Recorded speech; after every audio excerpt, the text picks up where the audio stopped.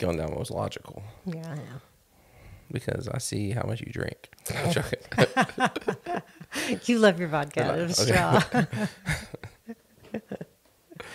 Hi, Carrie. We're just having a good old time.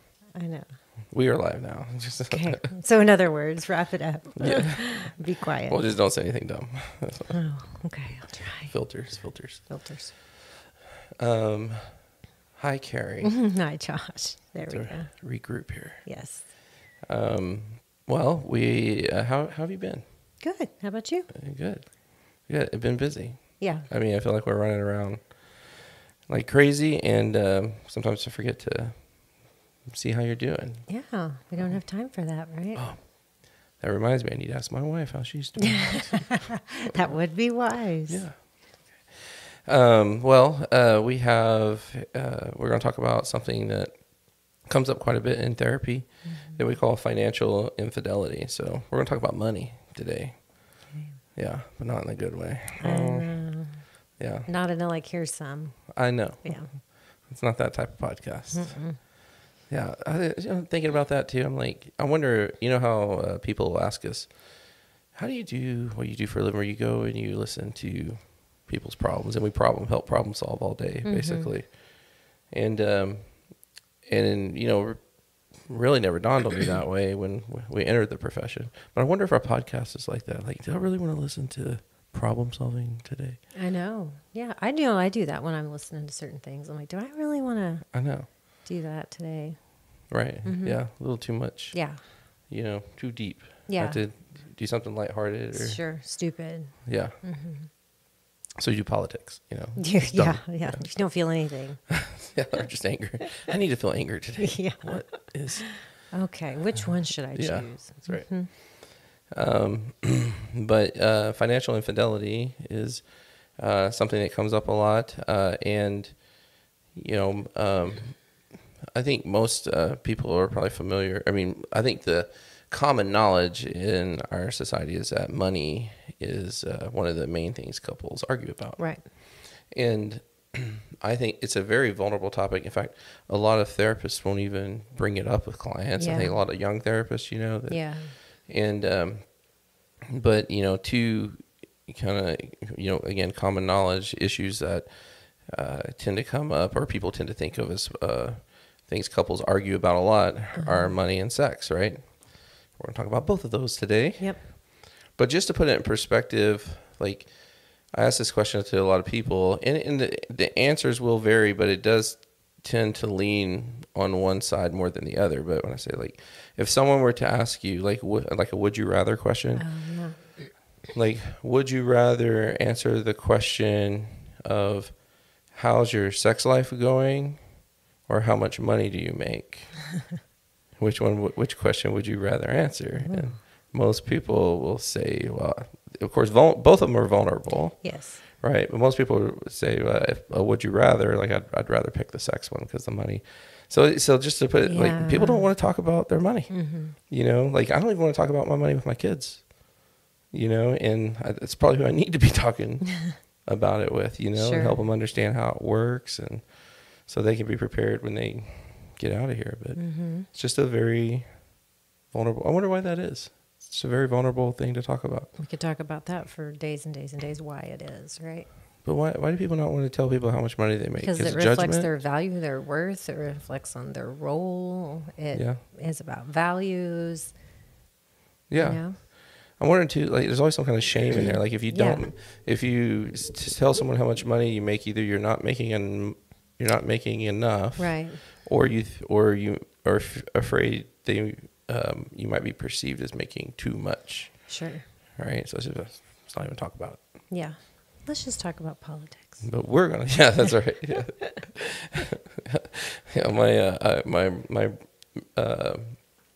My brother-in-law and his husband came down to visit, and we went over for dinner, and we sat down with the family and everything, and I was the last one there, and I get there and sit at the table, and I said, all right, let's talk about religion and politics. What do you guys think? Did they ask you to leave the table? No, my father-in-law was about to jump on it. I'm like, oh, I'll tell you. Oh, we'll go. Yeah. another two. Those are like the money and sex topics for families, for large groups. Right? Mm-hmm. Don't talk about religion. Don't talk about politics. Yeah. Yeah. At the table. Mm-hmm. Okay, so that's what we're going to talk about: financial infidelity. And so when we come back, we will go over the structure of this episode. So don't go anywhere.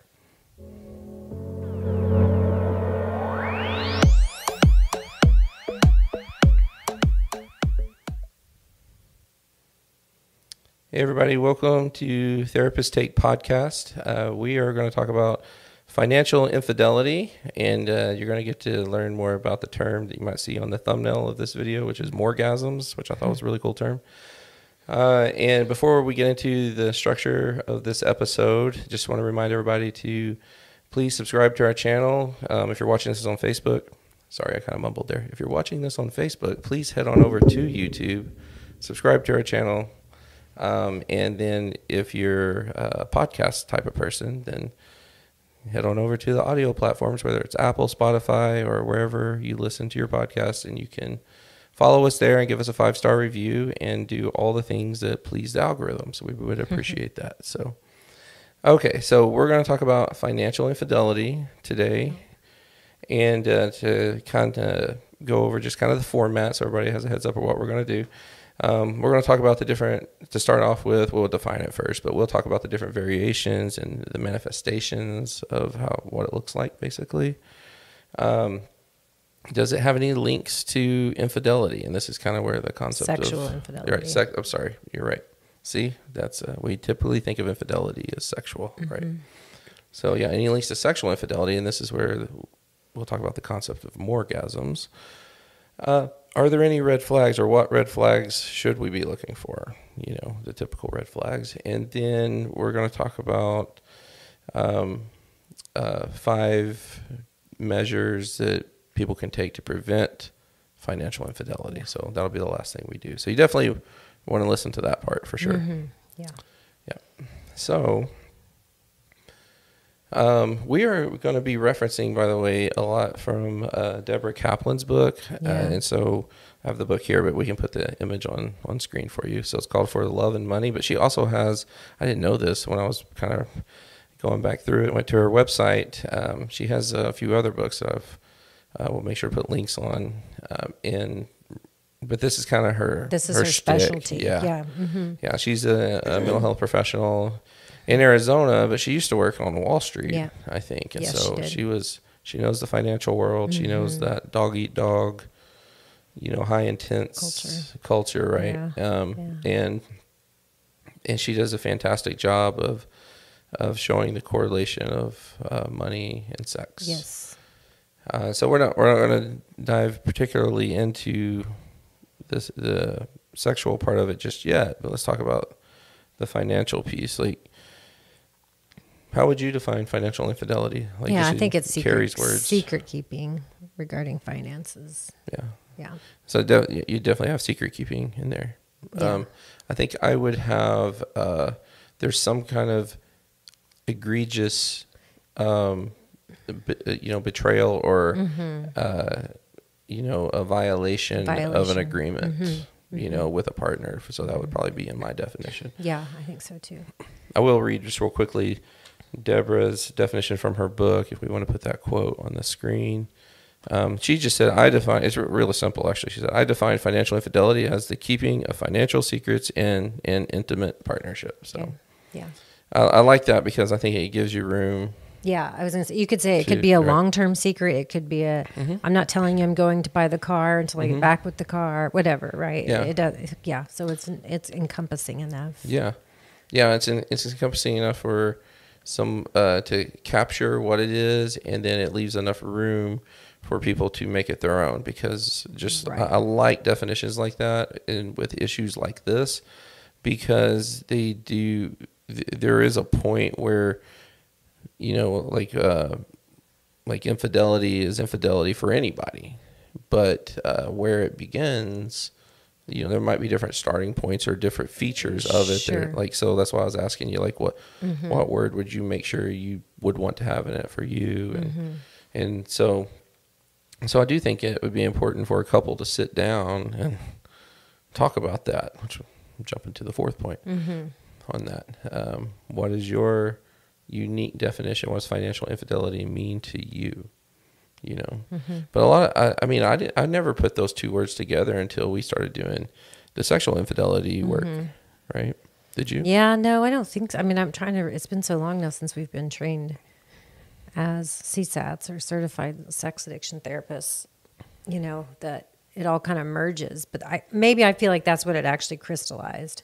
And it also, the research backed up kind of what we're talking about a little bit next, which is how, you know, compulsive behavior around sex and compulsive behavior around finances are so often co-occurring. Right. Yeah.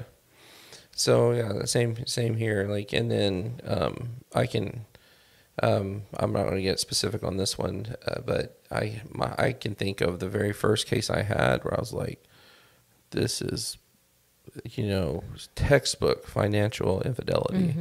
You know, it's just not hard to determine when someone comes in and says, you know, I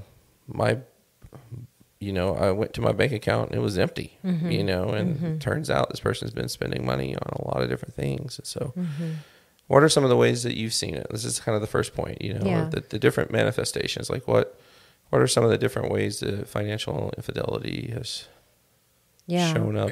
I think it's kind of like the definition. It's very wide and varying. It can be things as small as, you know, siphoning little bits of cash here and there so that no one can, you know, I guess like track secret stashes, or, you know, it can be a secret bank accounts. I've seen that, you know, several times. Oh, I didn't know that my partner had opened up a bank account at a different bank. And the only reason I saw it was the statement came in the mail. And so those are some, but I have seen something as I went and someone made a big purchase that I didn't find out about until after it was done. Even though it had been something that we had either explicitly said we're not going to do that, or we had never agreed to do it. Right. So financial infidelity can happen even if somebody hasn't spent a lot of money or blown a lot of money. Right. It can be like you said, like a secret bank account or stashing money or a secret credit card. Yes, you might not even have spent any money on it, but it's some form of financial secret. And I think, again, you know, kind of similar to like sexual infidelity, the betrayal injury will vary based upon how it manifests. So I think most of us would agree that finding out that your partner is secretly watching pornography is not the same type of injury as if you found out they were sleeping with somebody else, a physical person, right? Sure. It still hurts really bad. You know, so this is not a conversation we typically have on day one with somebody, and we don't want to dismiss their pain. So same thing with financial infidelity. Like, you know, it hurts. It's betrayal to some extent. I think it's helpful for us to know what type of betrayal, because that gives us an idea of what type of injury we're dealing with here, and that helps us to come up with a treatment plan, right? But then there's like the big ones too, like the big spending, squandering of gambling debts. So yes, finding out that somebody spent somebody else's money. That's the scary thing about gambling debts. You know, that's actually if I were to say one particular addiction that is the scariest to me is gambling addiction. You know, it's not only spending somebody else's money and the trouble you can get in there. Some people will get into so much financial ruin, so to speak, that they'll never recover financially. They can recover from a mental health point of view. Sure. But they can get so far into debt that they can't even recover financially. And we have a great interview with Travis Ernst. Remember that? Yes. I was thinking about that. Yeah. And I actually went and re-edited that and put it on the podcast as a bonus episode. People can check that out, where he talks about gambling addiction. So, but another one too, like the ones that really are the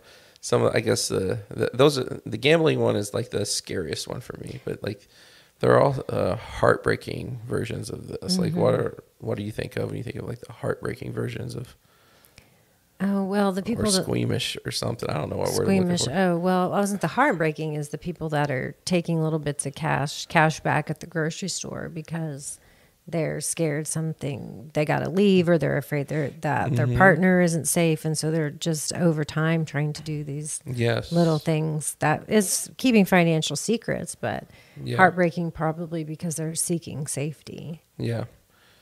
That is really complicated for me, like what you just said. Like, I know that this kind of goes counter to how we just defined it, but it almost doesn't feel like financial infidelity when you're when you're like in that type of situation. I opened up a secret bank account because, Right.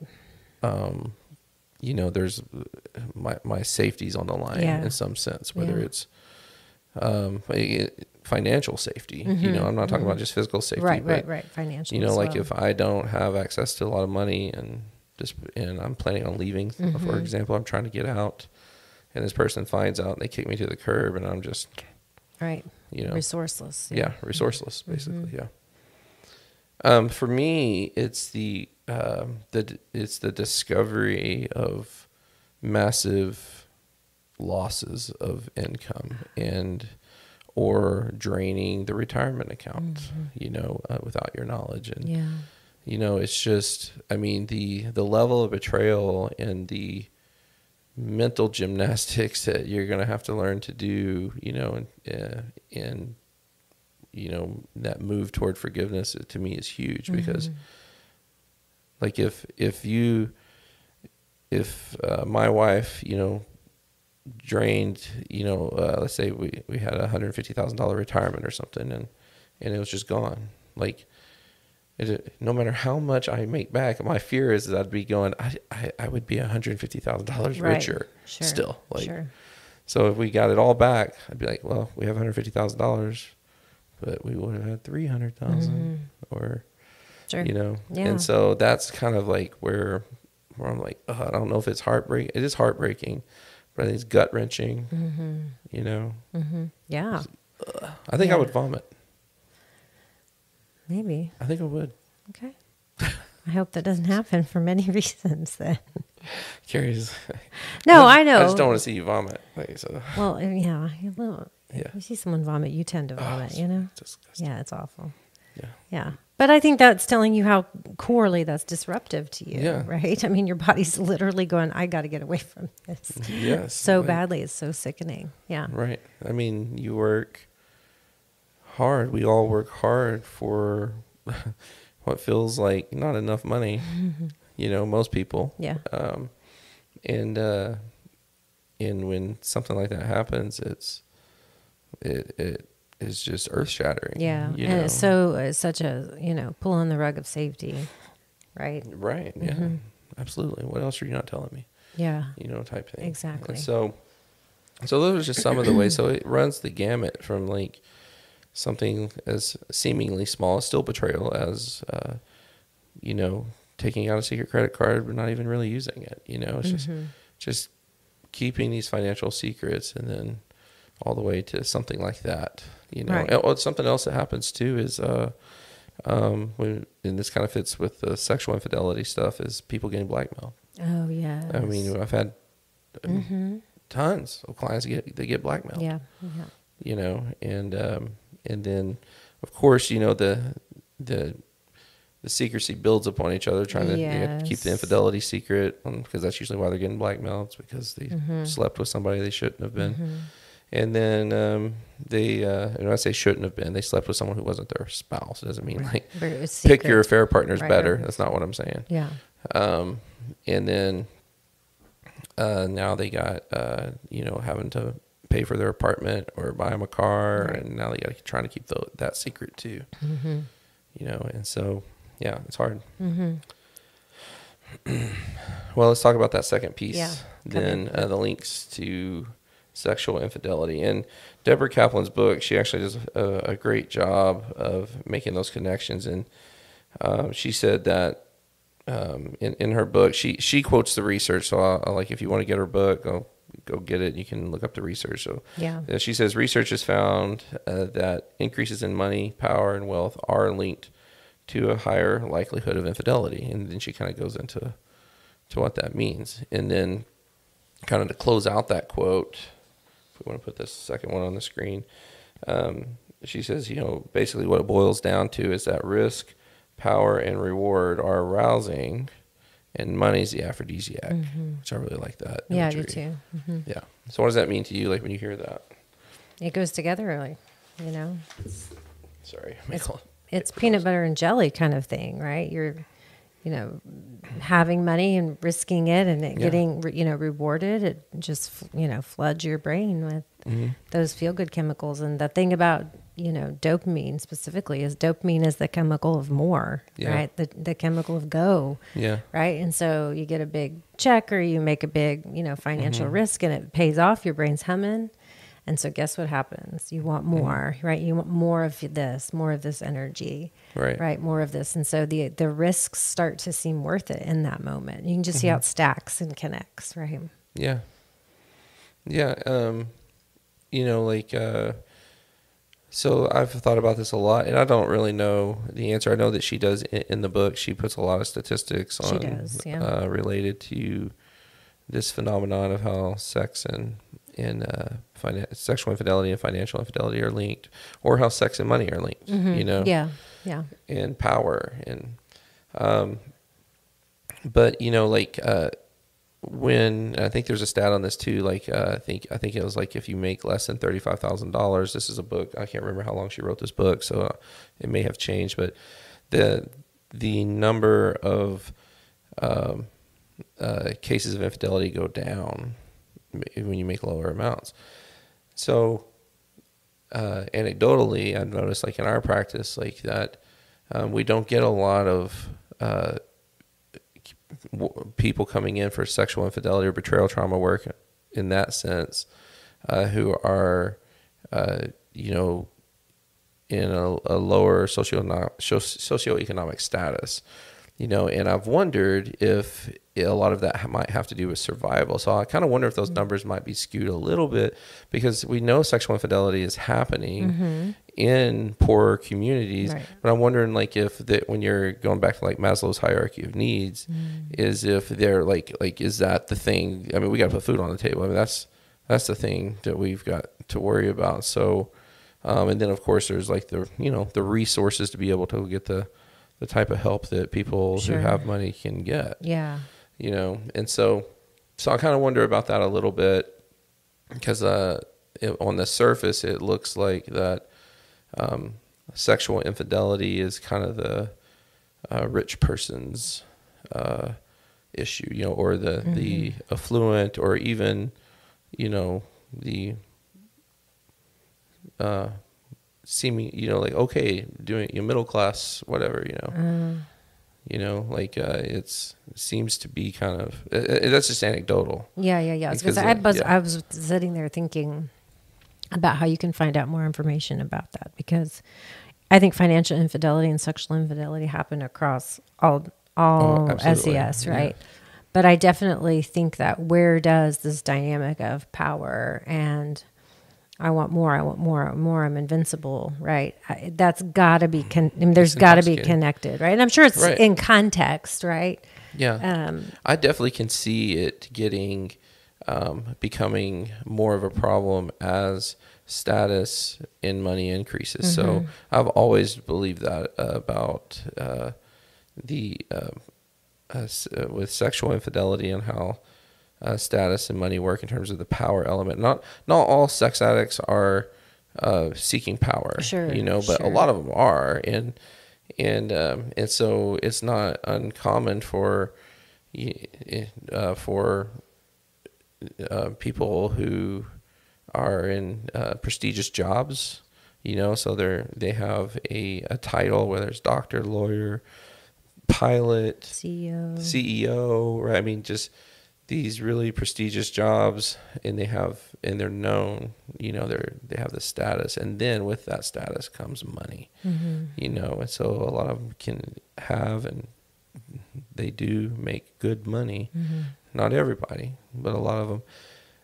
And I can see how that, when you connect that to their trauma, how that can be intoxicating, because if I have been hurt and I have felt powerless, Yes. what's the solution to that? I mean, logical solution is to become Be powerful. Yeah. become untouchable, And then I always think of the Finding Nemo quote where Marlin says, in kind of an emotional fit, he tells Dory, like, I just don't want anything to happen to him. And she said that, but if you don't let anything happen to him, nothing will. If you become untouchable, then no one can get to you. Yeah. And I think that's how it typically works. Yeah. Well, we know that power changes the brain. Yeah. Right. We know that people before they have achieved or experienced it, and when they have it, and I mean, they're different, right? The brain is different, and obviously money and status tend to go together, right? So having more money and status is going to make you have more influence, right? Maybe even power, and therefore you can see how sex and that also goes along with it, right? Sure. This doesn't mean that everyone with power and money uses sex, right? In this kind of disconnect way. Not everybody with that are a status symbol of some sort in their particular field or the community at large, or makes a lot of money is having affairs or betraying their partners. Or if is committing financial infidelity. Right, that's the other important. Right. And not everybody who is committing sexual infidelity is doing financial infidelity. This is, we're talking about where there is overlap. And there is overlap. Yes. Right. Yeah, there is. And a lot of because we specialize in working with, betrayal trauma, which primarily speaks to the sexual infidelity piece of it. Most of the clients that come in for betrayal trauma are dealing with sexual infidelity. Yes. And then sometimes in addition to that, we discover there's financial infidelity. Right. But there have been times I have had a good number of clients that the reason they were coming and there was zero sexual infidelity, 100% financial infidelity. Right. And they don't even think of it in terms like that. They come in and just say, here's the problem. Right, here's the problem. They don't say financial infidelity. We made financial mistakes or whatever, right. But I do think that word speaks to people. I think, when you say it, it definitely hits differently, right? Then we made poor choices or whatever. No, that's exactly what that is. Like, yes, that's what it is. They cheated on me financially. They cheated. Right. It's betrayal, Secret that's why keeping, I say, betrayal, separateness, hierarchy, power. You got to make this decision. I didn't, but I got to suffer the consequences. Right. Yeah. So, so just to kind of reiterate that for people listening, that, no, just because they're, if you're part of a family that is doing well financially, it doesn't mean there is financial infidelity, but doesn't mean there's not either. And so that's what we're kind of going to move into next is talking about just the red flags, because I think that's what gets ignored. Yeah. And I'm not saying that, you could be looking for all the red flags and you could just be with a really good secret keeper. And we have to let that be said. I'm glad you said it. Right. And so what are some of the red flags, Josh, that you've seen? Well, I think the biggest one is very similar to the to sexual infidelity, which is ignoring your gut. Yeah, that's what I was thinking. Yeah. So that is huge. I mean, that's probably the umbrella. That's the primary one you want to pay attention to is, like, if you get an icky feeling about something related to the financial situation, then it doesn't mean it's happening. It doesn't mean that is what is happening. If you're wondering, like, if is this person hiding money from me, or are they doing? But the icky feeling warrants exploration. Yes, that's a good way. Right, and so. And so I would say, like, if you find yourself ignoring the icky feeling, so like if you catch, like, something on, like, a statement or something, and then if you have an icky feeling and you bring that to the table and your partner is dismissive, to me, that's a red flag because I don't want my wife to have a question about it. Like, so if she's like, hey, where did this money go? And I'm like, oh, it's not like, yeah, no big deal. And she like double downs on it, saying like, no, like this bothers me. Like, can you show? Yeah, I don't want you to have any question about this. I don't want you to think that I am hiding something. Sure. So, you know, you get the data to line up. Yes, get the data to line up. You know, and so that dismissiveness, I think. So it's kind of to trust your gut, and then the dismissiveness or the response when you bring it up. Right. Yeah. So if your partner is really adamant about you letting it go, you dropping it, red flag. Yep. You know, I think that's similar to what I was thinking too, of just gaslighting. it is gaslighting. Right, it is 100%. gaslighting, but I've seen it in really complicated ways, and I hear this a lot. You know, oh, I don't know that much about money, or oh, they do the finances, or oh, I don't understand taxes, and you know, I can understand that, right? The tax code isn't exactly something that you can really understand, I think, unless maybe you're a CPA, but the idea that you just can't understand it is not, and that being your partner saying, oh, well, you just don't get it. And then kind of leaving it. I think that's a red flag too. Because it could be, I know you don't get it. Let me see if I can help you get it more. Right? Yeah. Absolutely. Yeah. So any type of dismissive gaslighting, you know, like you being made to believe that you're out of your mind, or you're not, you know, you're being ridiculous. Right. Sure. To me, that's a red flag. You know, especially like if you're trying to get involved with your finances, like you should be able to. That's what I was going to say. Another red flag is that someone has to be the only person that deals with the money. And I think it goes both ways. Someone that's only saying, I do the money and I don't want you to see. And the other one who's going, oh, I don't ever want to see the money. Yeah. Right. Both of those are red flags as far as financial infidelity, but also financial irresponsibility, which can be a part of financial infidelity. Yeah.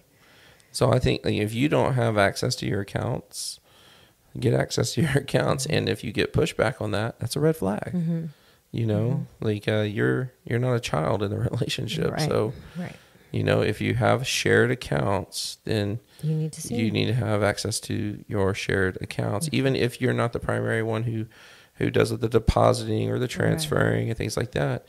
You should have equal opportunity to see what's in there or to withdraw, you know, make choices. Yeah. Right. And so, if it's like you're being reminded, like your job is to raise the kids, my job is to handle the money, you know, like red flag to me. Yeah. You know, that means I don't want you. You can still do those two things, but we can do that with a complete, you know, transparency between what that looks like.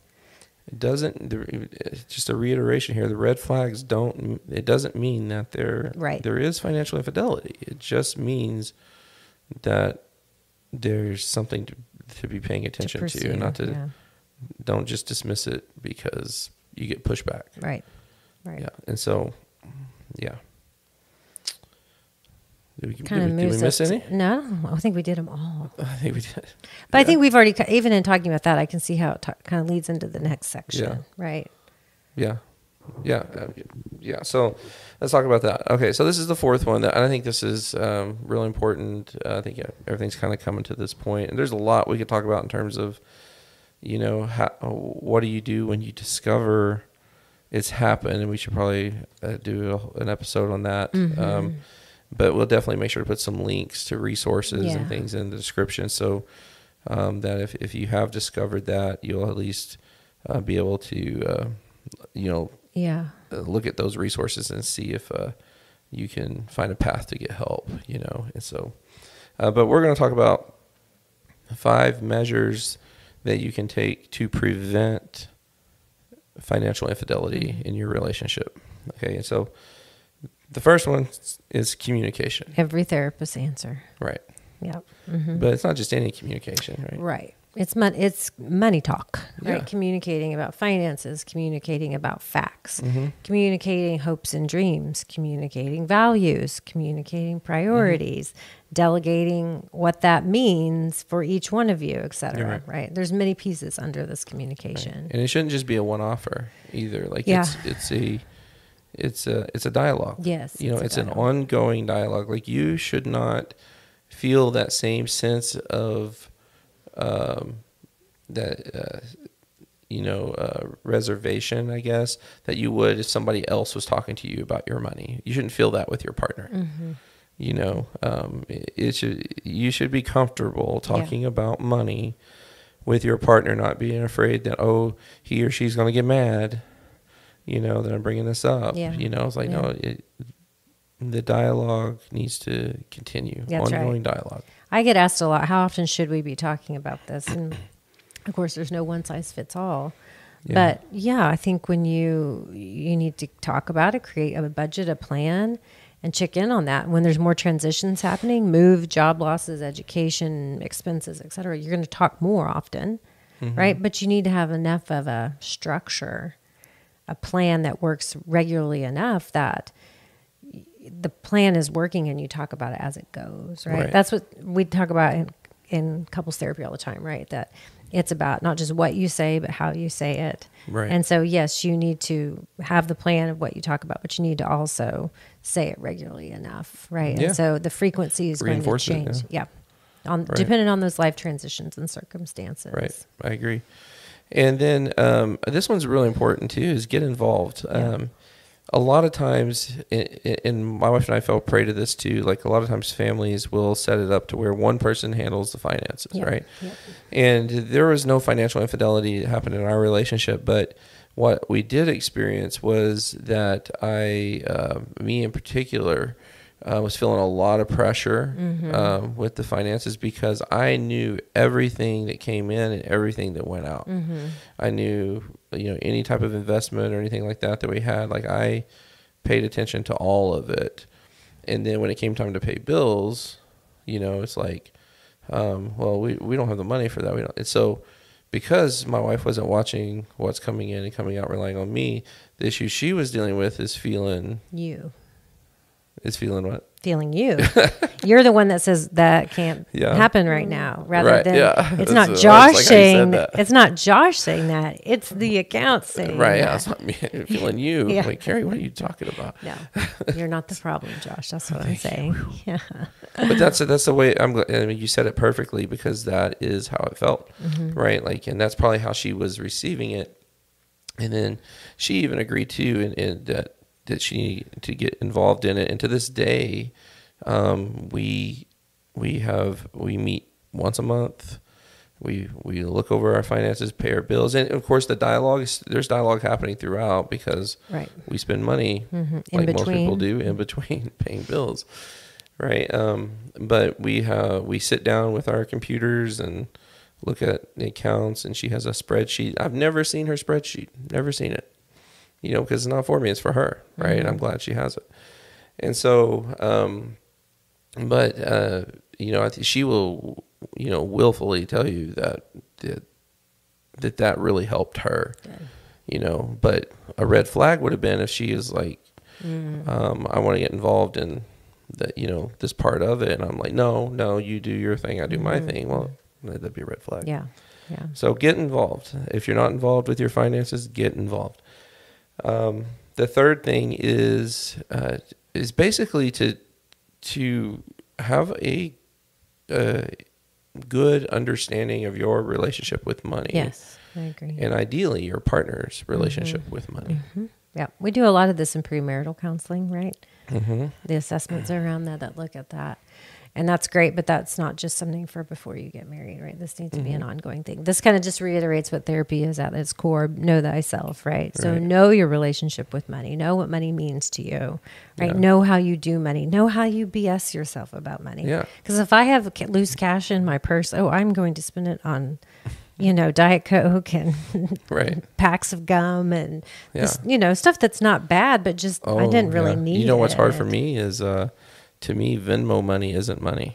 Because it's in Venmo. Yeah, because I'm like, that's just more extra different. money. Yeah, that's just like free money or something like. It's like, no, that's actually money. It's that's part real of our money, Josh. finances. It's Yes. funny, all these things that we do. Because, cash to me doesn't feel like real money. It's already been pulled out of the account. So it doesn't exist anymore. It's just right in paper. Cash to me is the realest form of money. See, I know. Like, it's I'm like, so that's different. real money right I was there. the person that paid with a card for $2.17 before anybody else did. Because if it's in the bank, it's real. If it's cash, it's not real. Yeah.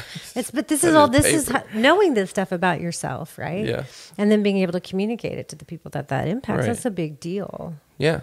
Yeah. And it's beyond, like your perception of money, and like, those little kind of quirky things. Sure.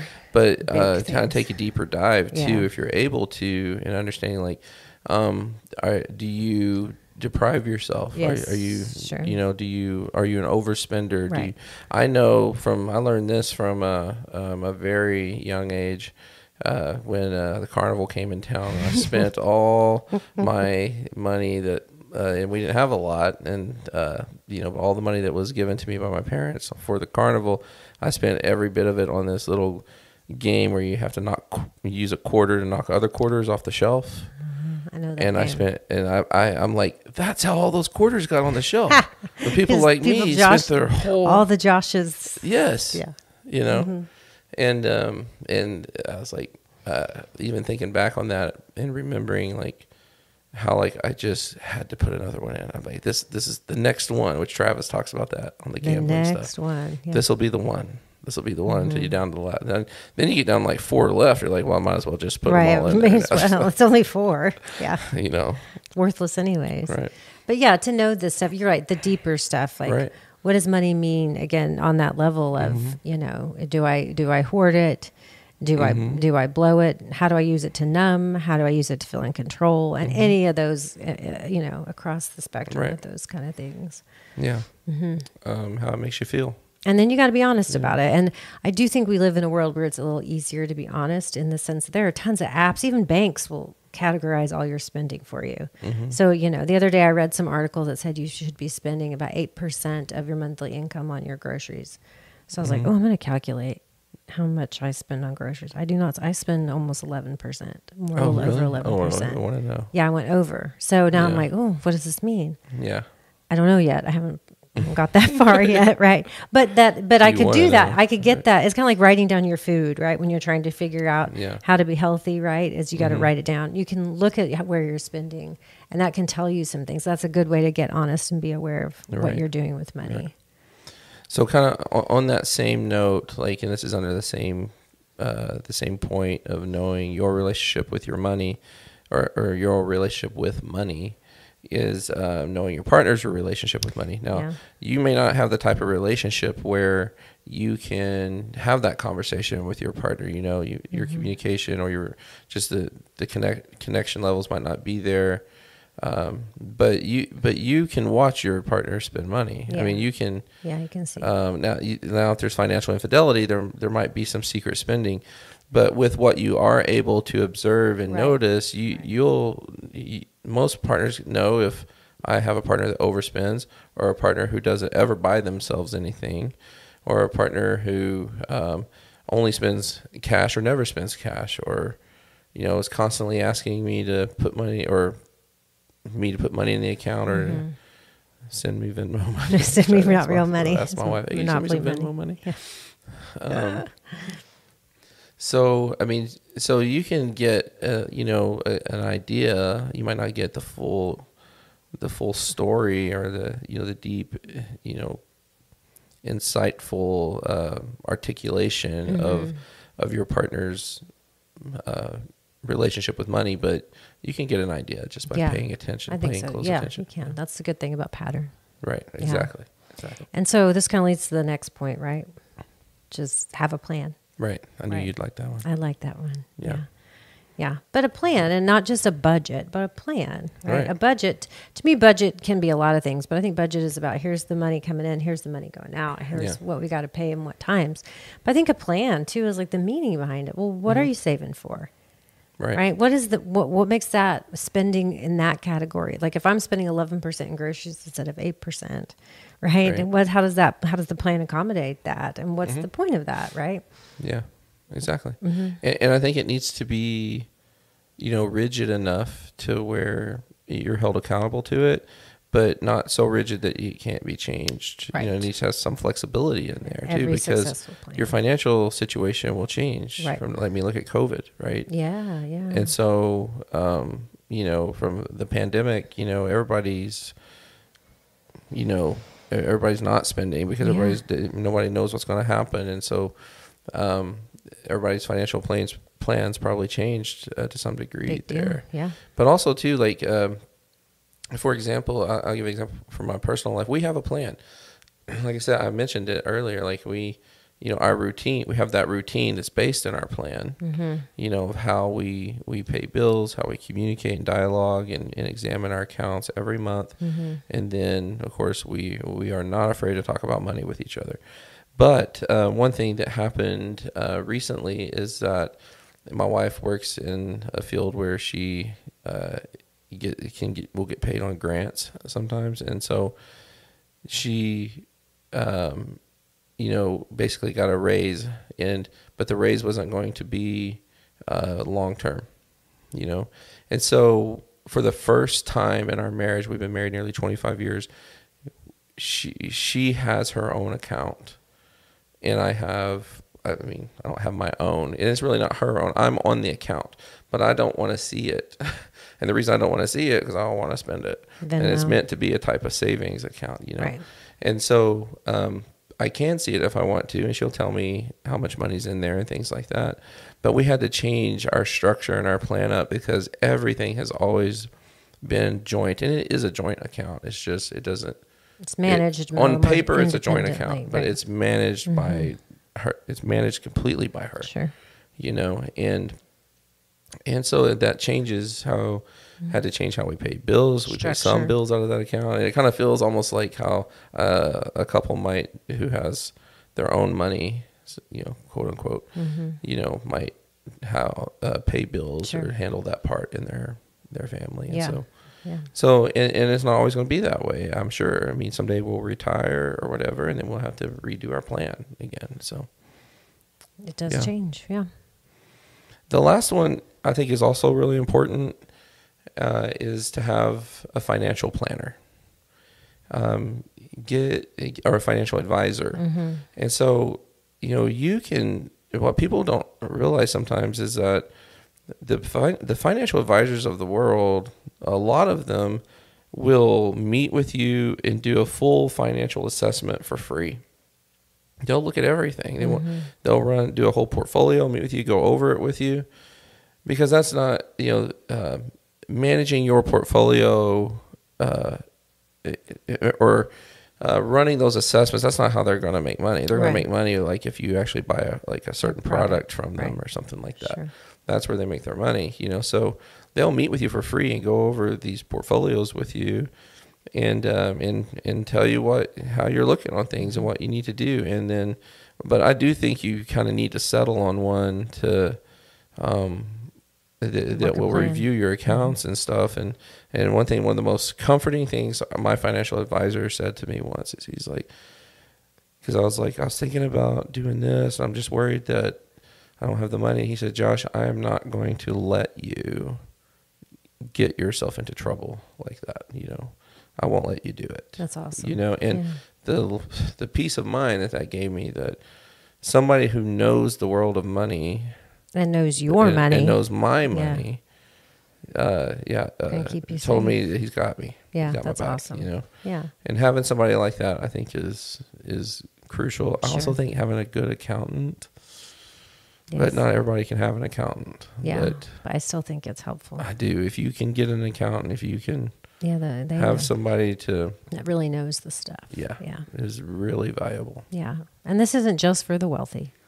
No. Let's point this out. No, these are achievable. Yeah. In fact, I had an accountant first. Like when I was in grad school, I had, we weren't making any money hardly. I know. I always had an accountant that did all my tax stuff when I didn't have any money either. Just didn't want to make any mistakes. Right. Yeah. And so, But those are 5 I hope different that's things. helpful. Yeah. Yeah. We could talk about this some more. Maybe we need to do part twos or sub. We can definitely look at it. Yeah. If anybody listening to this or watching this has something, caught your attention and you want to know more, just write it in the comments and we can we'll look at it at least. We can't guarantee we'll have anything valuable to say about it, but we can try. But it's something you might notice about these 5 things too, is that this would be good for anybody to do. Yes, this is not just for, that's why it's called preventative. Right. Mm-hmm. Yeah. So this is basically just, I want to say like just base level, financial management adulting. 101. Yeah, it's adulting. We are not financial experts. No. We're not financial advisors. No. But I feel like that we can speak to this because it is also part of what, kind of a base level what we would need to know to help somebody manage this part of their life, which is also good for their mental health. That's right. It is. For sure. Yeah. Now I just need to do it. Now you just need to do it, Josh. You ever be going over something though, and you're like, "Ooh, I need to." In your head, you're going, "Boy, I sure do need to work on. I need to send that money from Venmo over to the bank and not let it just sit there." Like, I need to work on point 2. How much cash do I have in my bank right now? Yeah. Right. Yeah. Does it ever happen to you in session Yes. where you're like, "Oh, I need to talk to my kid"? No. Or I'm like, "Ooh, take your own advice." It happens mostly to me when with my kids. I'm like, "Oh, I probably should have a conversation with them." Whatever you don't want to talk about is the thing you should be talking to them about. I know. And you realize it because you're telling somebody else to talk about it and they don't want to talk about Most it. of the time it's some version of saying, "I'm sorry." I think you're good at that. Well, I hope so. Yeah, I think you are. So if this is, you know what? Let's save that. Let's do an episode on repair. Okay. Well, I love and that. the importance of repair. We talk about that constantly. We do. It is very important. So, yeah. But for now, we will sign off. Okay. But Sounds good. All right. Okay. Thanks Bye, Josh. everybody for being here.